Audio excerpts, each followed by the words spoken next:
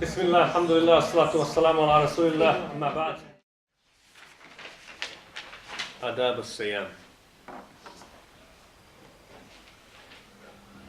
Before we, just to mention briefly, before we look at Adab al-Siyam, the etiquettes, included in that is that which is recommended when you're fasting, that which is fine to do when you're fasting, and that which breaks your fast.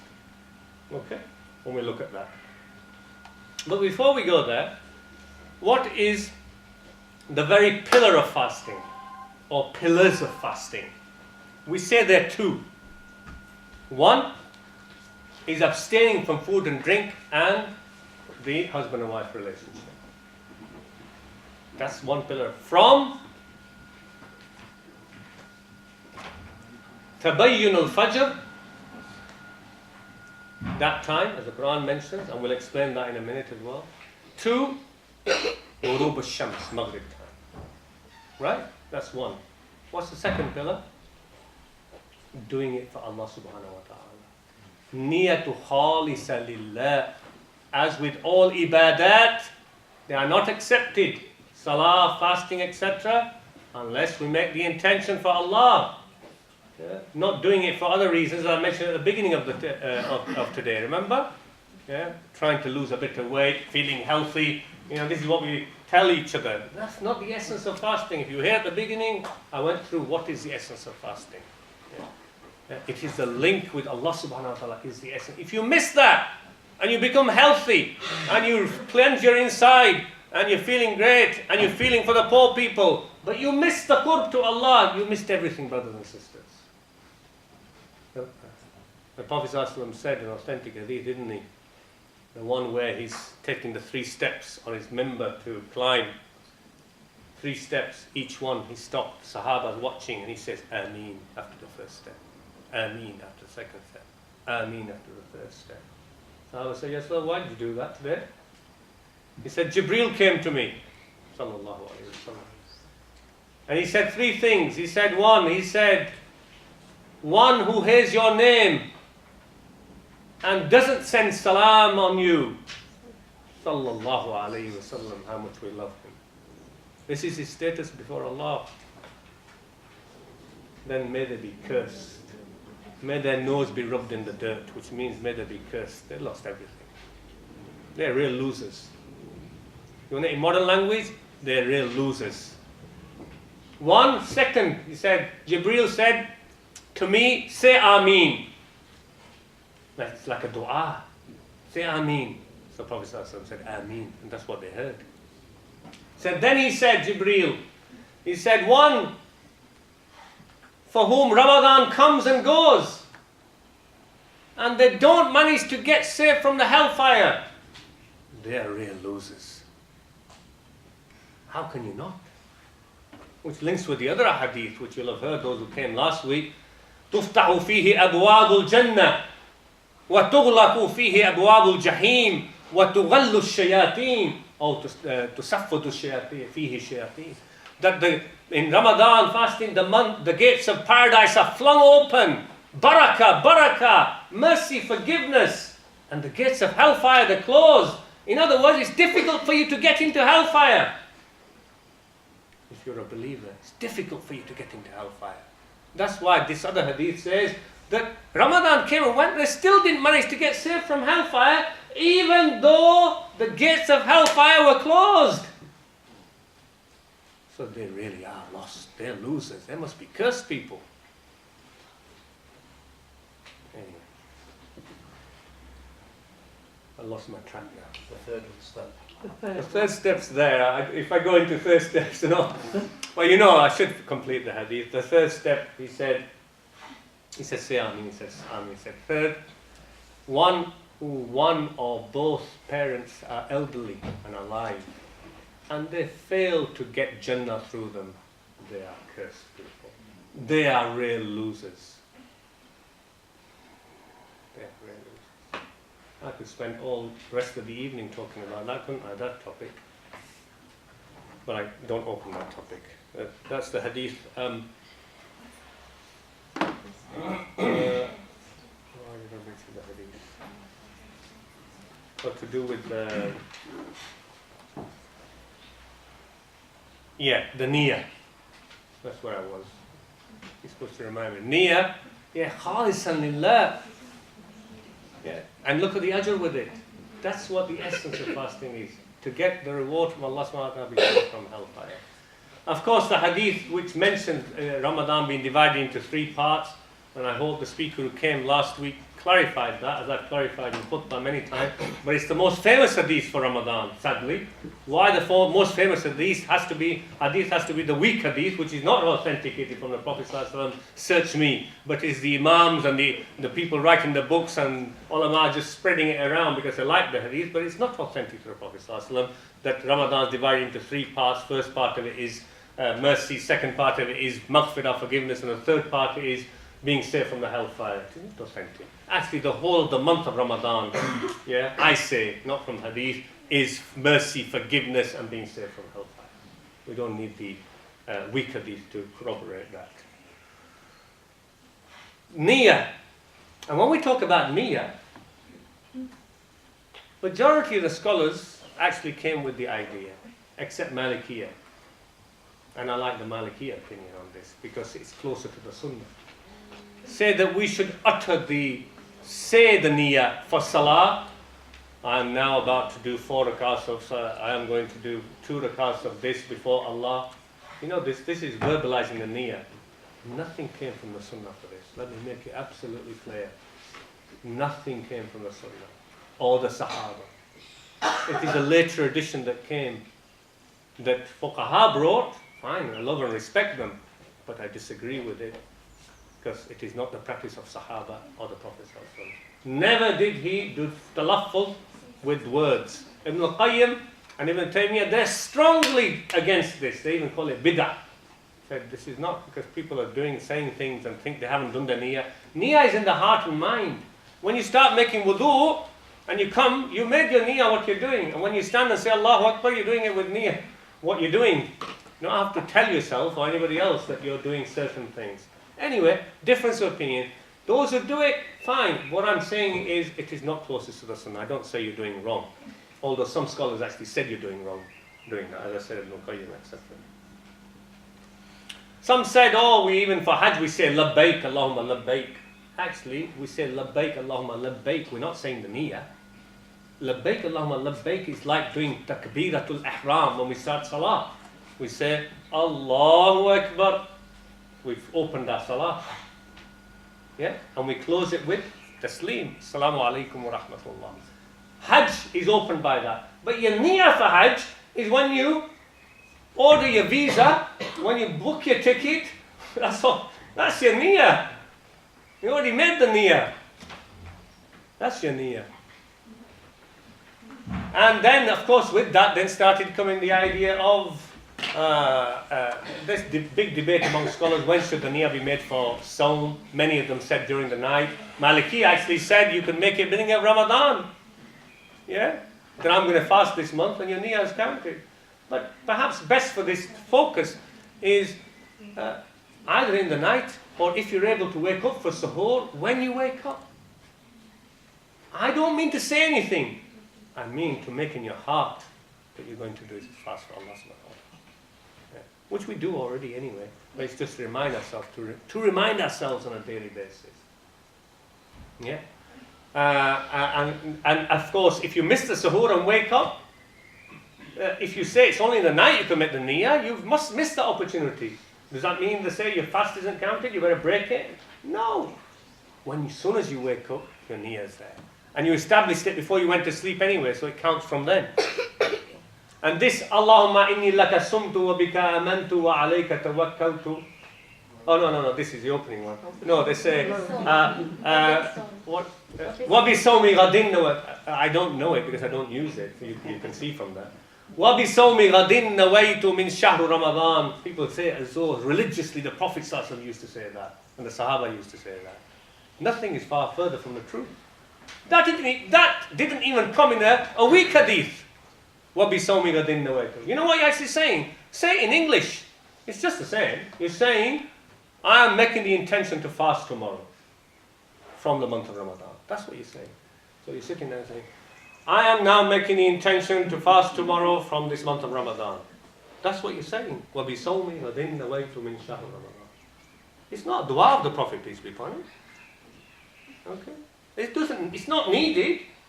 This is verbalizing the intention, basically. So it's not even in a weak hadith or anything. But people do it, fine if you want to do it, but know that it's not from the Sunnah. Okay, some other things about etiquettes of fasting. Suhoor first. Suhoor, which means the daybreak. And suhoor in this context means taking the daybreak meal, taking the suhoor. Of course, we have a hadith to do with suhoor, and it is recommended, mustahab. Mustahab means recommended. If you do it, you are rewarded. If you don't do it, there is no sin in it. Okay? But it is recommended. The Prophet ﷺ, how did he recommend it? He said, تَسَحِّرُوا فَإِنَّ السَّحُورَ بَرَكَةٌ. Do the suhoor, do your sahri, because in the suhoor is barakah. What do we understand by barakah? Perhaps it just means the barakah is you're getting some food and drink inside you before the fast starts. Isn't that barakah? That's barakah. It's barakah from Allah, rizq from Allah subhanahu wa ta'ala is barakah, isn't it? But barakah here also means you're getting rewarded for doing it as well. So it's a reward, a barakah for the hereafter, and barakah for you as it gives you a bit more strength because you took the suhoor. Yeah? And then the Prophet ﷺ, alaykum bihadha suhoor فَإِنَّهُ الْغَذَاءَ الْمُبَارَكِ. If you take that together with the first one, it clarifies it. Yeah? You should take this suhoor meal, for surely it is a meal full of blessing. Mubarak again, the barakah is using the same. Now he's actually said, sallallahu alaihi wasallam, the meal is mubarak. Yeah? That's why ulama and fuqaha came later and said, yes, it is. Because if you've taken it, it gives you a bit more strength. You've had a bit more food and drink before the fast is going to start, rather than if you stay hungry from iftar time. Isn't it?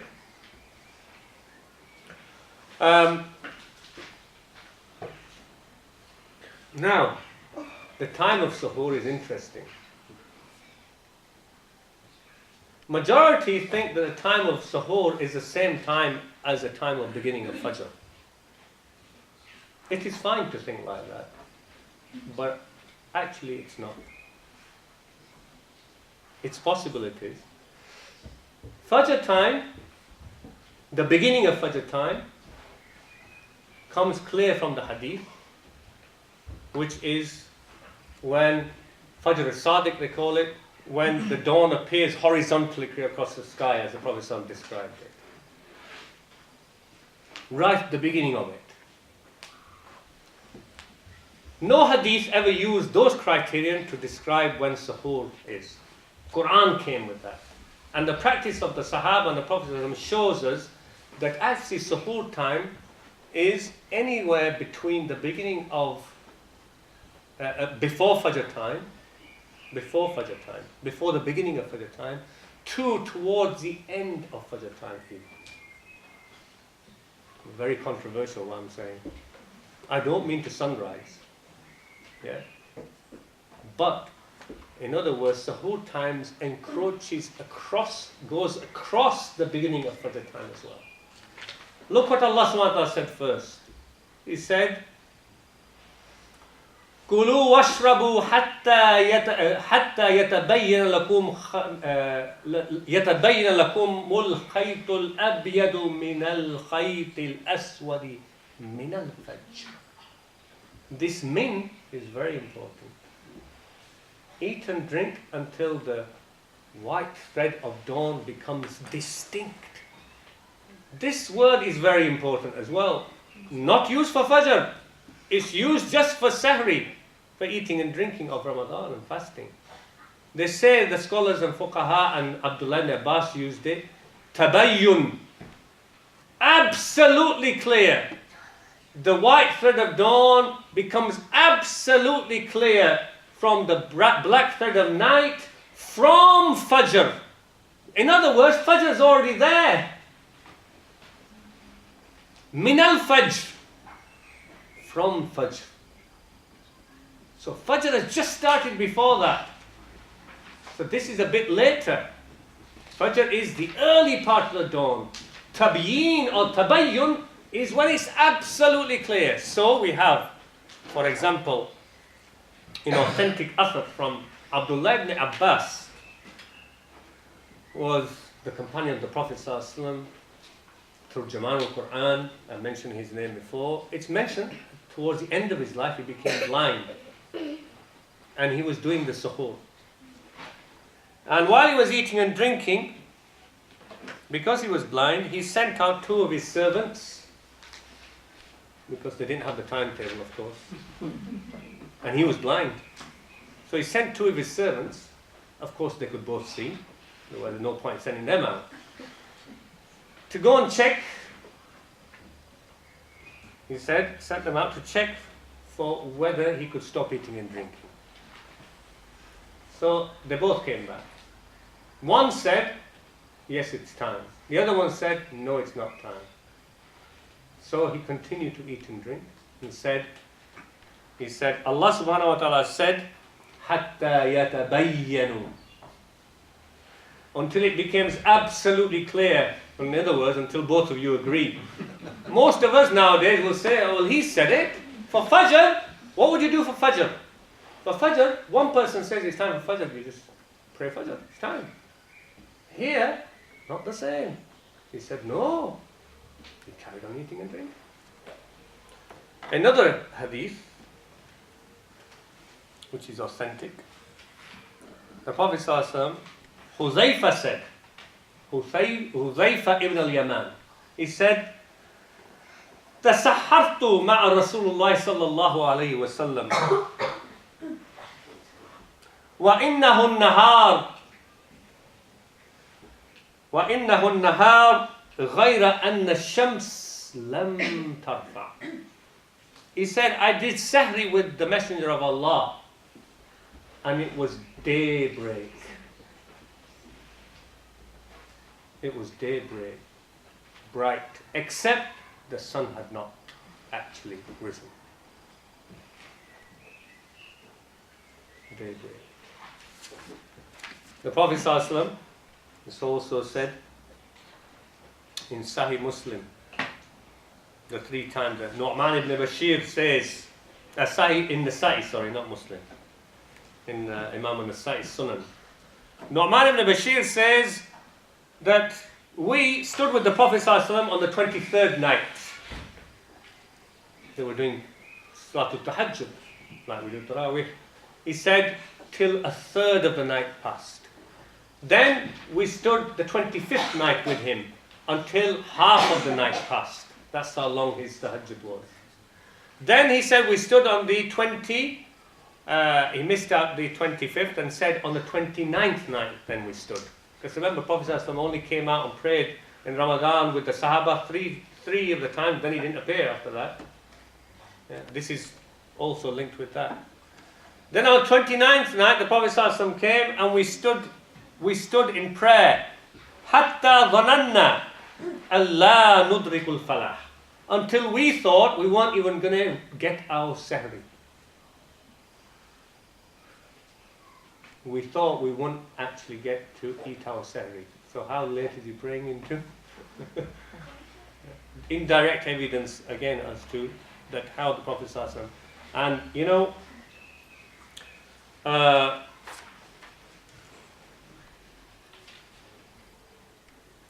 the idea of the authentic report that the Prophet ﷺ's companions used to be quick in doing the iftar and used to delay their suhoor. Delaying their suhoor has two meanings. One is not eating, drinking earlier in the night, but leaving it right till the time before Fajr. Yeah, has that meaning.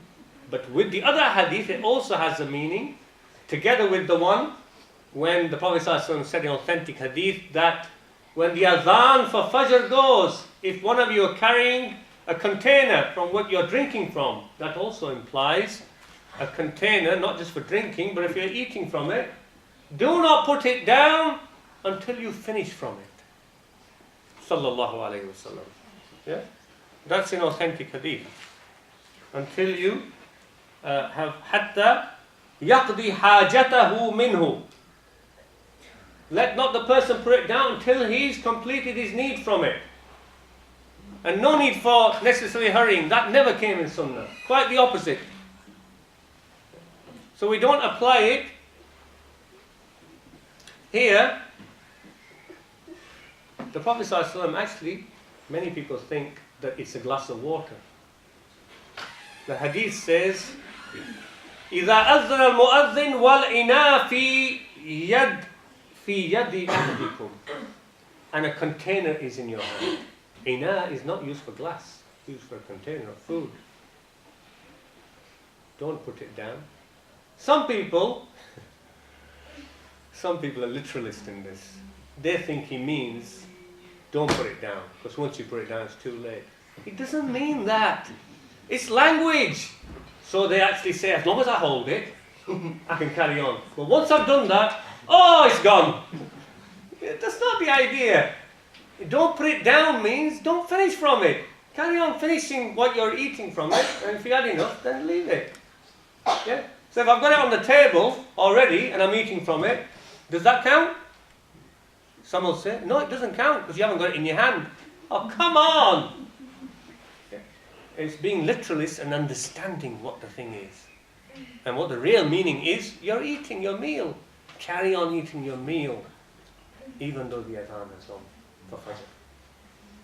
And they say, Sahaba said in authentic hadith that Prophet ﷺ said that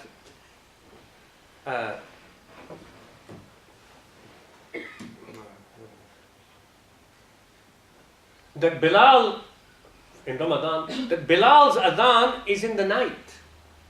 So continue eating and drinking until you hear the adhan of Abdullah ibn Maktoum,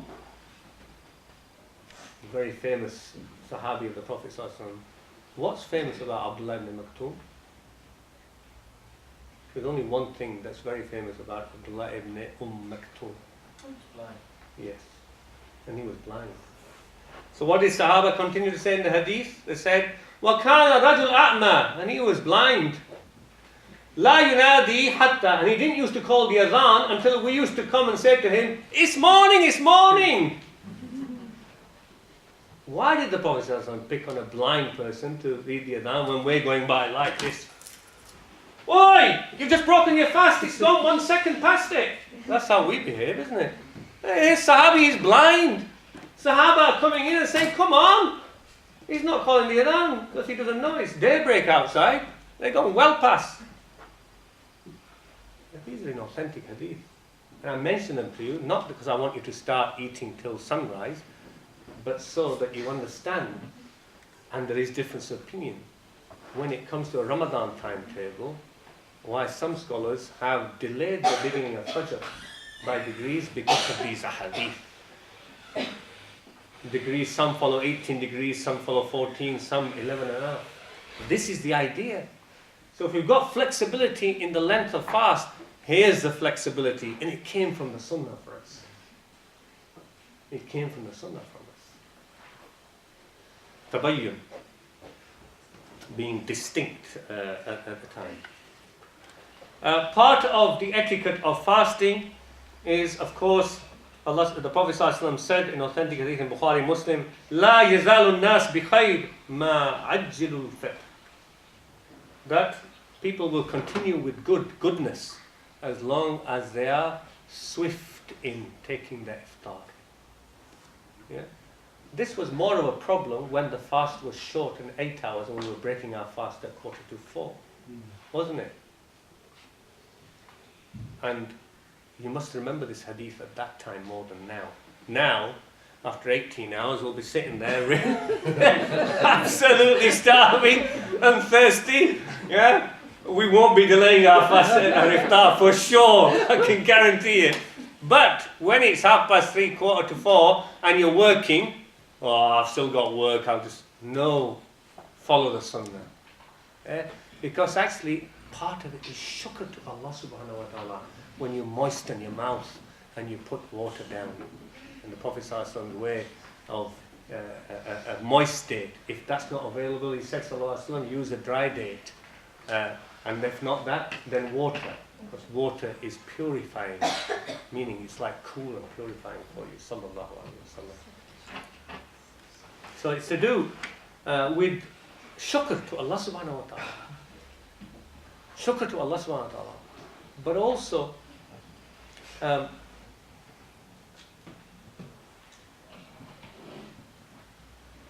it is also a time for dua. Prophet ﷺ said in a good hadith, Hasan we say, of the level of good which we can take, it's not weak, it's in Tirmidhi, and one of its riwayat also in Sahih Muslim as well. Prophet ﷺ said, ثلاثة لا ترد دعوتهم الصائم حين يفطر والإمام العادل والمظلوم. 3 people, their du'as will not be rejected by Allah subhanahu wa ta'ala. A fasting person. In one report in Tirmidhi, it says, hatta yuftir, until they break their fast. That gives the idea that the dua of the fasting person all day is accepted until they break their fast. But after studying this with my teacher, hadith scholar, the report in Sahih Muslim says, hina yuftir, when he breaks his fast, during his breaking his fast, his dua will not be rejected. And that is the best interpretation. Because that's a special time. Like when you do your salah, you make dua at the end of your salah, don't you? Yeah. Ibrahim alayhi salam, yeah, when he's done the completion, وَإِذْ يَرْفَعُ الْإِبْرَاهِيمُ الْقَوَائِدَ مِنَ الْبَيْتِ وَإِسْمَعِيلَ قال ربنا تقبل منا إنك أنت السميع العليم. When they completed what Allah had ordered them to do, which was build the Kaaba, then when they completed, they said, Ya Allah, our Lord, accept from us. So with that fits with the hadith that comes with hina. Hatta, because different transmitters, yeah, somebody made a mistake there. So if we look at the other transmission, it gives a better meaning to it. So when they break their fast. And so much so for the meal itself, the Prophet ﷺ said in Bukhari Muslim, إِذَا قُدِّمَ الْعَشَاء, not Salatul Isha. Asha is the supper, evening meal. Isha is Salah. So just notice Fatha and Kasra, what it can do to the meaning for those who are non-Arabic speaking. Fatha Kasra changes the meaning completely. Wudu with pesh or dhamma on the waw. Yes, I still remember pesh. Dhamma on the waw. Wudu means the wudu that we do. Wadu with a fatha on the waw. What does that mean? It means the water that you make wudu with. That's called wudu in hadith. Yeah? But I'm just saying that so that you know that fatha kasra makes big difference in meanings. Anyway, here the Prophet ﷺ is saying is if this evening meal is presented, and this is in general, but it can be included for Ramadan as well. If the evening meal is presented, فَابْدَأُوا بِهِ, then start having it. قَبْلَ صَلَاةُ الْمَغْرِبِ. Okay? So it's been presenting, and Salatul Maghrib is the time. Yeah? So have your meal, the Prophet ﷺ said, before you stand up and pray Salatul Maghrib. وَلَا تَعْجِلُوا عَنْ أَشَائِكُمْ. And don't hurry with your meal. Because Isha is there. For Salatul Maghrib is there.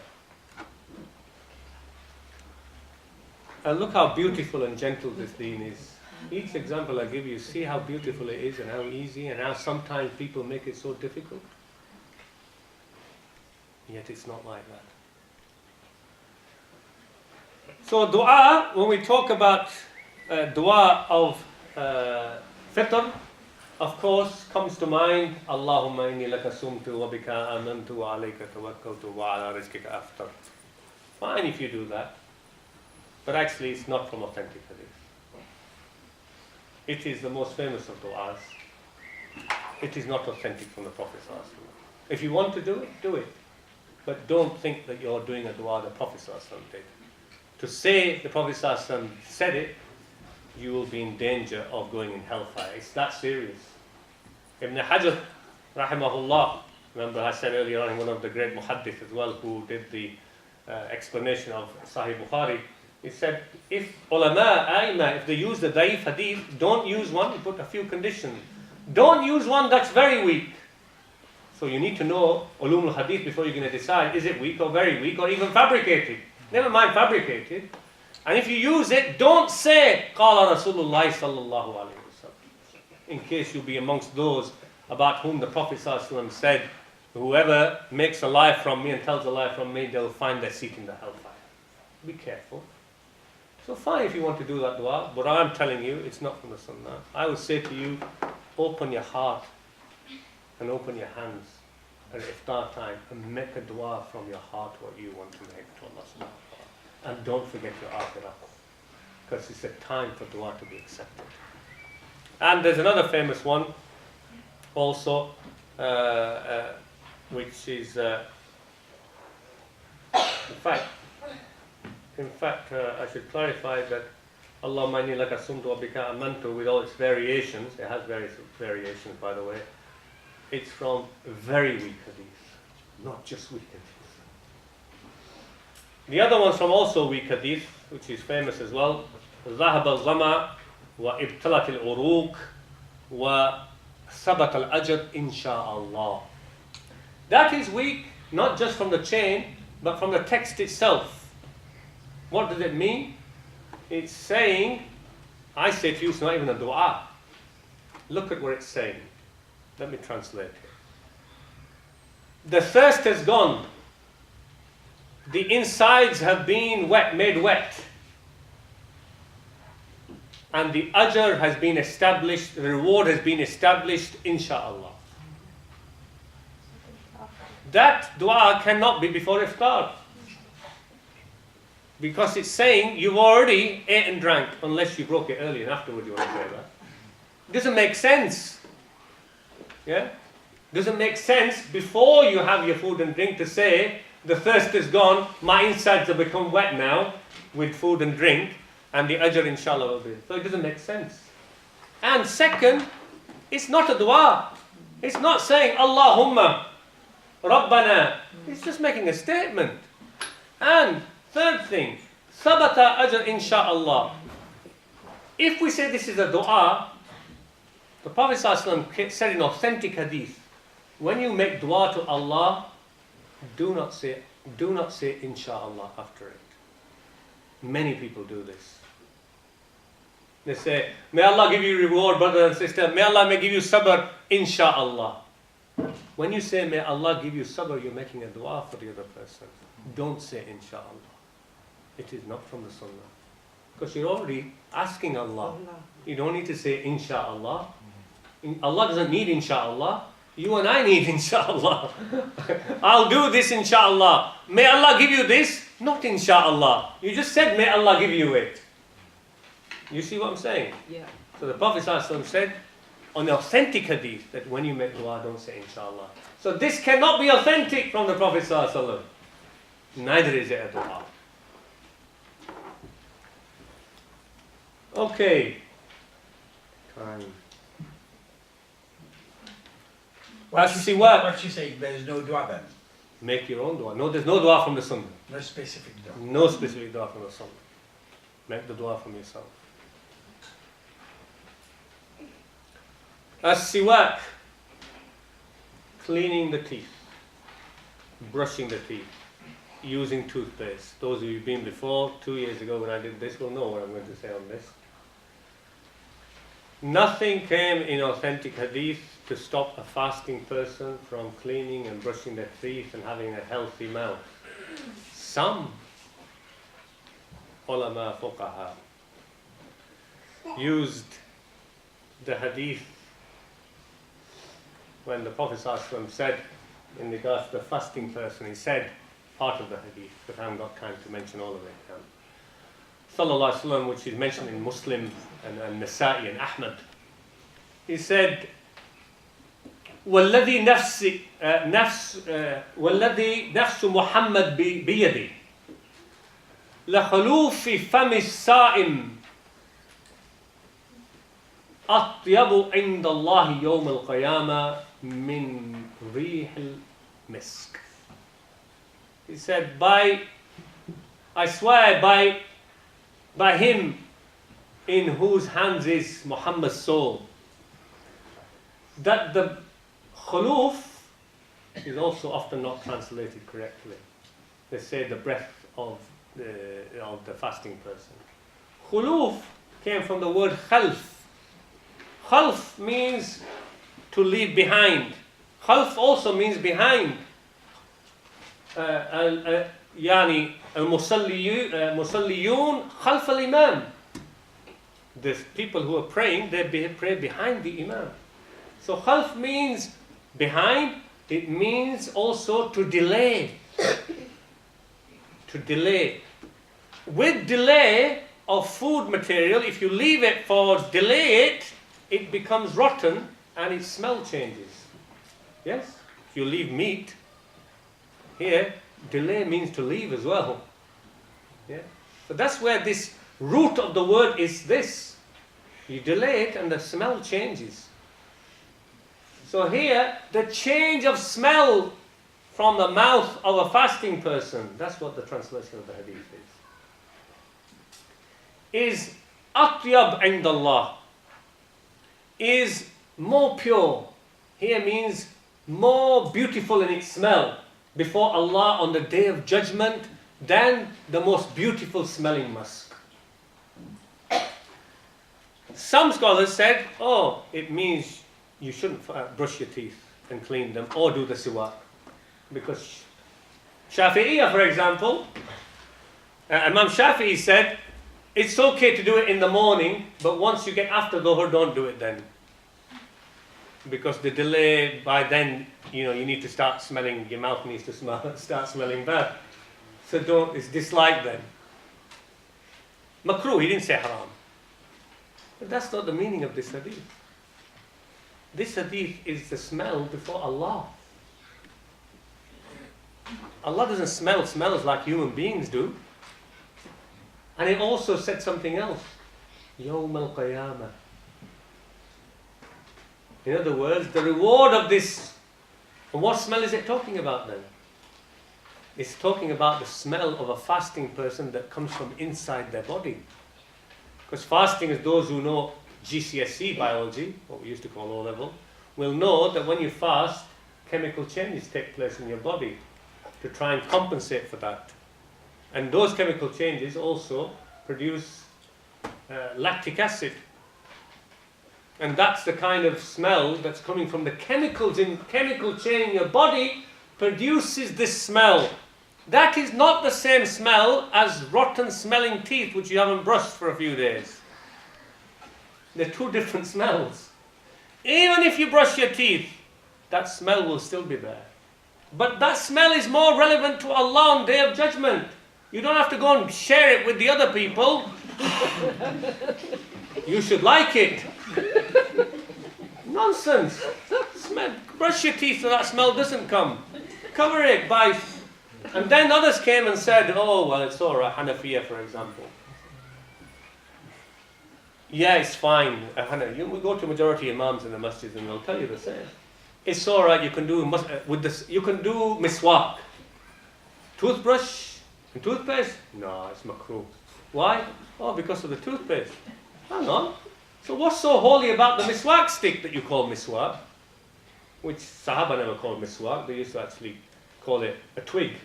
Al-oud min shajr al-arak. That's where it came from. A type of species of tree that was known as arak. And this was a twig from it. Because it had special chemicals in it.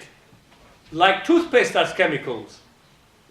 And I always say, people think it is sunnah, many of these people as well, and I'm not talking about lay people now, I'm talking about people who have studied. They think it's sunnah to walk around with a miswak in their pocket and go around doing this. Yeah? But toothbrush and toothpaste, as though they look down on it as though it's not sunnah. I'm following the sunnah. So what am I following when I brush my teeth with toothpaste? I'm following the Sunnah. Or is there something special about this twig that's become holy?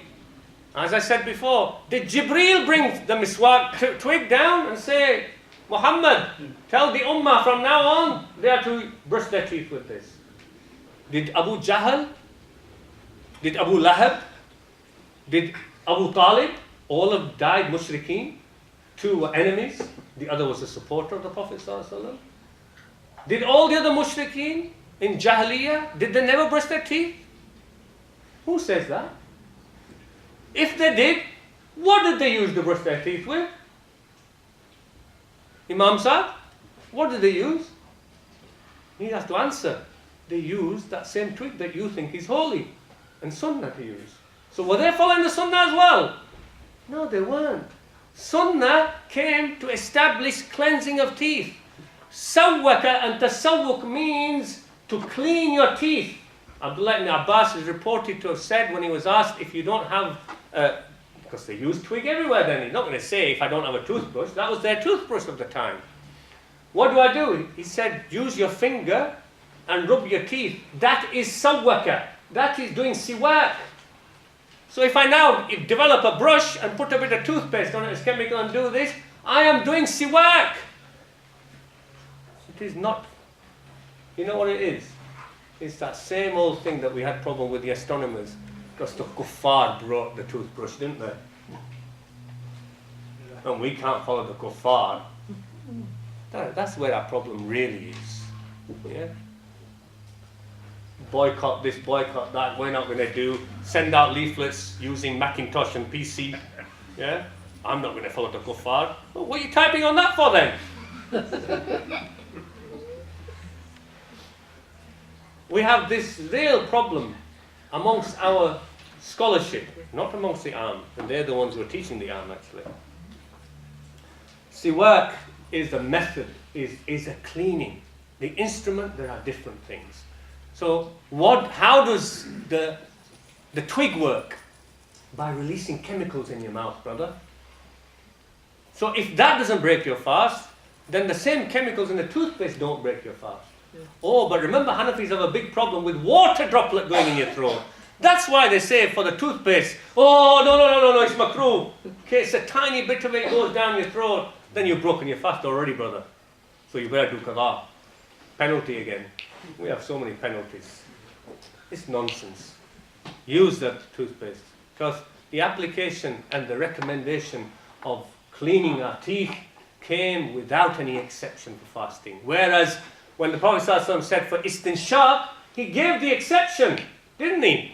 He said, unless you are a fasting person, don't do this, exaggerating the. But for this, the Prophet ﷺ said, لولا أن أشك على أمتي لأمرتهم بالسواك عند كل وضوء أو في رواية عند كل صلاة.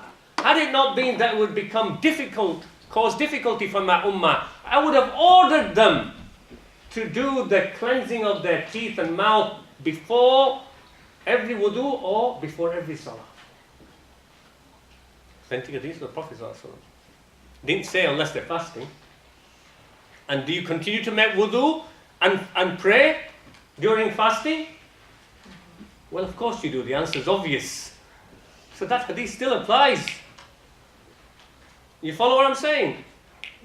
They recommend. When he says, I would have ordered them, therefore the order moves to mustahab. Not mubah, not it's alright. Mustahab. He's encouraging you. Sallallahu alayhi wa sallam. Isn't he?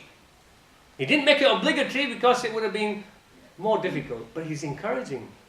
Yeah, if I could, I would, but I'm not. But that means I'm encouraging you. It's a way of encouragement. Or the Prophet ﷺ said, As-siwak mutahharatul lil fam mardatil lirabb. Sallallahu alayhi wa sallam. That siwak, and here he didn't say miswak. Siwak. What did I say earlier? Cleaning of your mouth and teeth is purification, he said, for your mouth and pleasing to the Lord. Mardatil lirabb. It's beautiful, isn't it? The encouragement that it comes with in regards to this.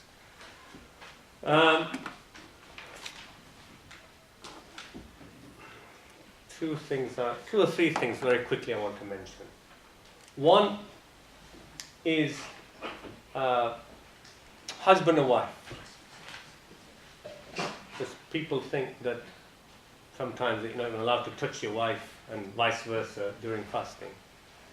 Aisha radhiyallahu anha says, Kana Nabi sallallahu alayhi wasallam, if I do the Arabic, and I'll try and remember the English for you just to translate it, so time shortage, that the Prophet sallallahu alayhi wasallam used to kiss, yeah, and she said, وَهُوَ صَائِمٌ, he was fasting, وَيُبَاشِرْ, وَهُوَ صَائِمٌ.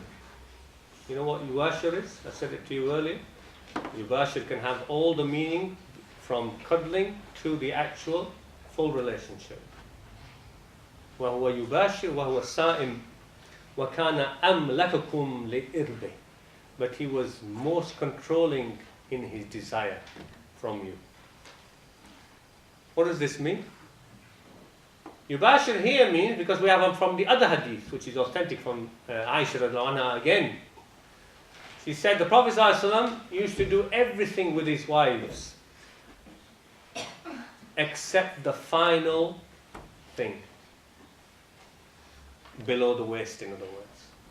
He used to do everything with his wives when they were on their menses, or even when we were fasting. Sallallahu alayhi wa sallam. It's authentic. So what is forbidden, as I mentioned clearly at the beginning, in fasting, is the actual sexual intercourse. Kissing, cuddling, etc. And the Prophet ﷺ, that hadith, what I've just mentioned to you, indicates a lot more than cuddling, by the way.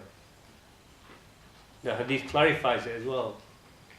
The Prophet ﷺ's wives, Ummahatul Mu'mineen, that's why they are mother of the believers. This is what they were teaching the Sahaba and the Tabi'een. Women were teaching. We didn't mention these words now. One khutbah I talked about something like this, and one elderly gentleman came in, oh, astaghfirullah, you use the word sex in your khutbah. I said, the Prophet ﷺ used it in his khutbah as well. He used it in all the hadith, he keeps mentioning it. He mentions it in the Quran, for goodness sake. Yeah. You know, like hang up we have with the word pig. Oh, astaghfirullah, I've said it, haven't I? I should be saying P-I-G. So when we come to the word khinzir in the Quran, which means pig, what do? حُرِّمَتْ عَلَيْكُمُ الْمَيْتَةُ وَالدَّمُ bleep. What is this? Honestly. Anyway. The Prophet ﷺ did everything. So, kissing, cuddling, and then some fuqaha came, oh, but don't get excited. Well, if the Prophet ﷺ did everything with his wife, except the final thing, don't you think he got excited? And vice versa. Excitement doesn't break the fast. Aisha is warning you that he was most controlling out of you, so be careful in case you end up doing the full thing, where he was able to control it. Yeah? So getting excited doesn't break your fast. And we know the Prophet ﷺ also, being in junub, you can't pray, but it doesn't affect your fast. Wife of the Prophet ﷺ, Aisha again mentioned, the Prophet ﷺ woke up in junub. In other words, he's missed his suhoor, yeah? He's missed his fajr, yeah? He was in junub, yeah? He started his fast. He didn't break his fast, but for prayer he had to make wusul. Then he did wusul, and that hadith was used for showing evidence that pouring water on your head when you're fasting doesn't break your fast. Prophet ﷺ is shown also when he was fasting, because it was hot. It mentions in hadith that رَأَيْتُ Rasulullah sallallahu alayhi wa sallam يَصُبُّ عَلَى رَأْسِهِ الْمَاءِ وَهُوَ صَائِمٌ مِنَ الْعَطَشِ أو مِنَ الْحَرِّ. But some of the companions said that we saw the Prophet ﷺ pouring water on his head when he was fasting because of the atash, because he was thirsty. No, he wasn't drinking it. And because of the heat, just to cool down. But the idea of, some people had an idea, some lawyers and fuqaha again, oh, if water goes on your head, if you go for a swim and submerge in the water, perhaps you'll swallow a droplet or two. Again, this obsession with this, but Prophet ﷺ quite relaxed about it. Shoop, pour water on the head and doing ghusl, etc. No problem. Very easy that way. So the idea, why I mention it, again, Umar bin Khattab radiallahu anh comes to the Prophet ﷺ. Innahu qal. Umar says himself in authentic hadith. He says, Hashashtu yawman faqabbaltu wa ana sa'im. فأتيت النبي صلى الله عليه وسلم فقلت صنعت اليوم أمرا عظيما قبلت وأنا صائم فقال رسول الله صلى الله عليه وسلم أرأيت لو تمدمدت بماء وأنت صائم قلت لا بأس بذلك قال ففيما. Umar says himself, he said, I got excited one day while I was fasting and I kissed my wife. So I came running to the Prophet ﷺ. And he said, I've done something today. He's afraid. He said, in other words, he's thinking, I've broken my fast. I've done something today, Prophet of God. I went and kissed my wife while I was fasting. So the Prophet ﷺ said, no, he said, I've done something major today. Amran azim. That's how people see it nowadays, actually, isn't it? Still. No. I've done something really major today. I went and kissed my wife, Ya Rasulullah, while I was fasting. So the Prophet ﷺ, in his gentle manner, he goes, Umar, do you not see what happens when you do washing out of your mouth with water and you're fasting? Do you see there's a problem? Umar said, no, there's no problem with that. He said, then what's your problem? In other words, with the kissing. What's your problem? That also indicates, as I said to you before, in this gathering and another gathering, that his kiss wasn't on the cheek. Why would the Prophet ﷺ give the example of water going in the mouth, swilling it around, having no problem? Why would he give that? It means it was an intimate kiss. Yeah? You follow me? Yeah, that's what it means. Not a kiss on the forehead or the cheek, because no fluid goes in your mouth that way. Saliva only goes in your mouth with an intimate kiss, or what they call in this society the French kiss, is it? Anyway, we know about eating and drinking. I need to mention something about, which is famously about injections. But fuqaha, and I tell you, I studied this, and I'm not just making it up. Fuqaha have got a real problem when you look at the classical times, and they got stuck with the idea of inside the body. And then they went from inside the body, from the mouth and gullet, what goes food and drink inside the stomach, to looking at ointments when you've got a wound and you're putting ointment on. They said, oh, it's gone inside the body, it's broken his fast. Rubbish! That's not the idea of inside the body. Yeah? Then they got stuck with enemas. People used enemas for treatment to put PR from the bottom. Well, what's that to do with breaking the fast? They said, oh no, it's gone inside. Oh, come on, I don't take an enema and think, now I feel full and relaxed. How the hell does that break it? You follow what I'm saying? But I tell you, they said that kind of thing. Not all of them. Yeah, they got stuck with this inside and outside. Yeah. Or he's put some. So then they have discussions. What if somebody puts something in their rectum?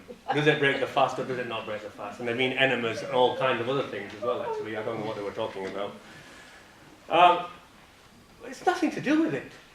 So if the doctor's giving you enemas treatment, and enema is quite common in Europe, less here, it's not going to break your fast. Injection, again, same idea. Oh, it's going inside the body. Well, he's not going to. It's fasting, he's not having food and drink and saying inject. I've had my immunization, I feel great now. Yeah? Of course, the idea is if you're giving yourself vitamin injections and glucose injections, yeah, that's a different ball game. You're purpose and intention is wrong, and you're having IV glucose drip all day long you're walking around with. I'm fasting. It's a different ball game. Yeah? That's a different ball game. But injection, no problem. I've got to have an injection for this treatment, injection for that treatment. There's no problem. Eye drops, nose drops. People have great problem with this. And I tell you why. It's because of Hanafiya again. Because they are obsessed with even a droplet of eye drop going into the throat. Instead, oh, you tasted it, broken fast. Penalty again. We're always scoring penalties. Penalty.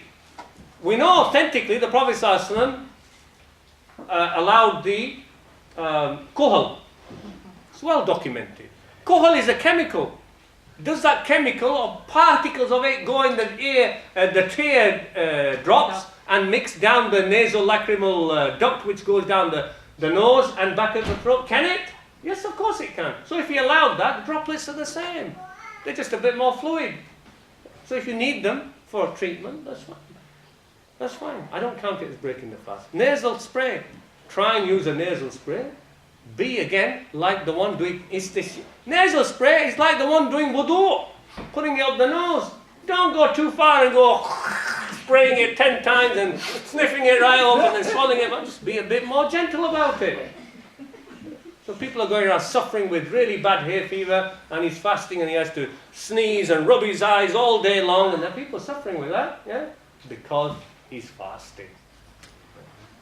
But I say to you, none of that is relevant. Doesn't break the fast. Doesn't break the fast. The other is about vomiting, because this is a famous issue, which is taken from hadith, which is reported from Abi Hurairah. من ذرعت القيء وهو صائم فلا قضاء عليه ومن استقى فليقضي. Reported in Ad-Darimi and Ibn Hibban. Imam Bukhari, let me translate the hadith first. Whoever is overtaken by vomiting, then they don't have to do qada. In other words, their fast is not broken. Whoever makes themselves vomit, istiqa, they have to break, their fast is broken and they have to do qada. Firstly, I don't understand, who the heck's going to go around sticking things down their throat like this to make themselves vomit when they're fasting? Can you imagine? Who was doing it for this kind of thing to come? Whoever makes himself vomit. So thank God, Imam Bukhari and Tirmidhi and Ahmed in his Musnad, they all said this hadith is not authentic. It's famously used by all scholars, Hanafiya, of course, and others use it as well. Yeah? That if it's only involuntary vomiting, it's fine, but if you make yourself... Some said even with involuntary fasting, your fast breaks. Imam Bukhari said, there's no basis for this hadith. It is not authentic. In fact, he said, reporting from Abu Hurairah, who's supposed to have reported this hadith. Abu Hurairah is supposed to be reporting this hadith from the Prophet ﷺ. It means he didn't report it because it's not authentic. But Abu Hurairah says himself in authentic narration, he said, this opinion, mentioned by Imam Bukhari in his Sahih, he says, vomiting, it cannot break your fast. How can it? It's something coming out, not going in. Abu Hurairah says that himself. So how can the other hadith be authentic, which he's supposed to say from the Prophet? That's how Imam Bukhari argues it. So there you are. The reality is, vomiting, whether you make yourself vomit as well, if you're into that kind of thing, yeah, every now and then have, well actually they do in this society, don't they? They have a binge and then they go and make themselves vomit, so it's quite common. But I can't see people doing it in fasting. But if you do, it still don't break your fast, because it's something coming out rather than going in.